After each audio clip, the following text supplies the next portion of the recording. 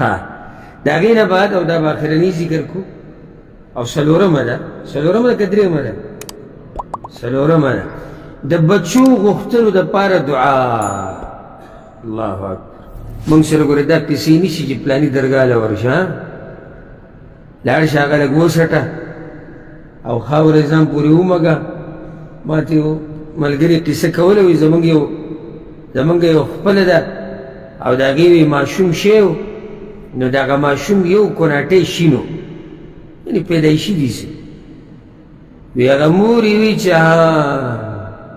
دا مانه بېادبي شوې وه دا مانه بېادبي شوې وه زه پیر بابا له تللی وم او دی مې ترې غوښتو ستاسو په زړه کې دی چې یعنې دا وایي که زما نه دا بېادبي د الله شوې نه وی پیر بابا له تللی وم په هغه دړه باندې ناسته وم او دی مې غوښتو دا بچی د هغه نه نو نیمه په دې دړه وم او نیمه ترې کته وم هغه زور د ماشوم نه دلته ووتو. نو اوس دلته عنوان دی د بچو د غوښتلو دپاره دعا. د دغه کیسو والا چې کېدي چې ورته غوږ کېدي خو زموږ هسې به اوري هم نه خو غوږ کېدي یا الله خیر چې کومه درګاه به اوس یادوي او کوم دربار کې دا بچي تقسیمیږي. او یو کس زموږ والد صاحب الله یې هغه سره د رحم او د کرم معامله وکړي رب العالمین دی جنتونو کې د هغه مېلمستیا وکړي. هغه ته یې قصه کوله وی موږ جومات کې وو کلي کې په دې کې شور شو چې ته څوک کلي ته راغلی دی دا په خلکو باندې چې د دانې دي او د من دانې د ده دي او پلاني دانې دي دا سیدان او اخونزادګان او دا چې برخې دي دا چېرته څوک راغلی د خلکو نه چې دی خپلې دانې هم راخلي او که د چا وي بچي په کاري نو هم ووایي وی دې کې شور شګرم شو وی مولوي صاحب جومات کې وي چې دا څوک دی څه چل دی وی به راوستو چې دا سړی راغلی دی وایي چې موږ بچي ورکوو. نا مولوي صاحب ورته وایي ستا څه کار دی لکه ته څه کومه ټیکه دې اخیستې وی جی موږ بچي ورکوو اولاد ورکوو. وی هغه ورته وایي دا کار خو د الله نه وبوښه تا ته یې د کله نه حواله کړی دی دا خو د الله کار نه دی که د نن نه بعد مې په دې ځای کې ولیدې که نه نو د والو غل به دې بیا دې معلوم ګوره که بیا دې کلي ته راځي موږ وجي اولاد ورکوو. دلته خبره دا ده چې اولاد الله ورکړي غواړي باید هغه نه دعاګانې یادې کړه. د چا چې بچي نه کېږي نسخه دې ته وایي قرآني نسخه دې ته وایي د موحدینو نسخه او دا د سلفیانو نسخه ځکه دې کې صرف غوښتنه به د چا نه کېږي د الله نه به کېږي. دعا سورة آل عمران کې دا راغلی ده او دا دعا غوښتلې ده زکریا علیه السلام دا دواړه دعاګانې چې کوي پیغمبر دا دعا غوښتې ده او الله را نقل کړې ده. نو څومره برکتي دعا به د چا چې بچي نه کېږي او یا نور بچي غواړي نو دعا.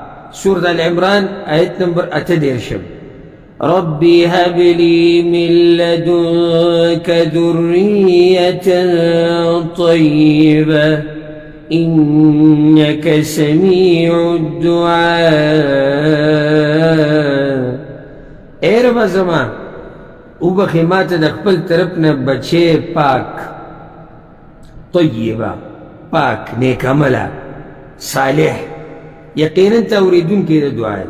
ګوره بچی چې کله هم د الله نه غواړو دا ورسره وایه چې کوم بچی نیک عمله که نه هسې کور کې هم دا سرونه ډېر خوښ دي د بعضو له شور شګرم کور کې خوښ چې په هر طرف ځي ځي ګرځي را ګرځي دي ګډوډ کار څه خو چې کور کې صحیح شور شګرې وي او موږ خوشحاله وي چې وایي اووه زامن دي او شپږ لوڼه دي.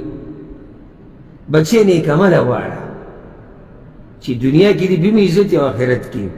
دویمه دعا د زکریا علیه السلام کړې ده سورة الانبیا کې ده 9 نمبر آیت رب لا تذرني فردا وأنت خير الوارثين. اے رب زما مپرید ما یوازی یقینا تے غرد پاتی کی دن کو، یعنی اللہ ما یوازی مپرید ما لوارث راکا. وارث ته بچی ته نو الله ورسول کو یحیی علیہ السلام. دریم دعا دا دعا ابراہیم علیہ السلام غوښتې ده. څه قیمتي دعاګانې غوښتې پیغمبرانو دي، را نقل کړي چا دي؟ الله دي. رب هب لي من الصالحين. اے رب زما وبخي ما ته بچی د نیکانو نه. نو څو شوي؟ درې. څوک به ووایي؟ اساني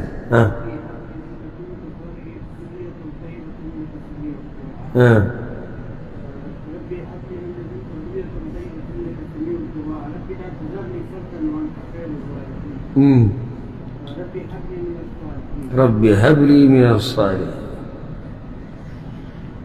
په دې باندې به اکتفا وکړو او دا ډېره خوندوره موضوع ده، سړي ته زړه هم نه کېږي.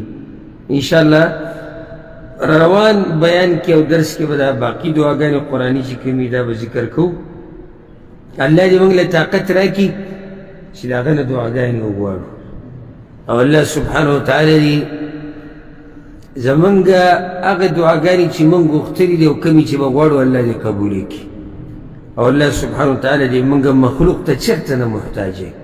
او الله سبحانه وتعالی دې موږ ټولو ته نیک عمل اولاد راکړي، او کومې چې راکړی دی الله دې هغه نیک عمله کړي.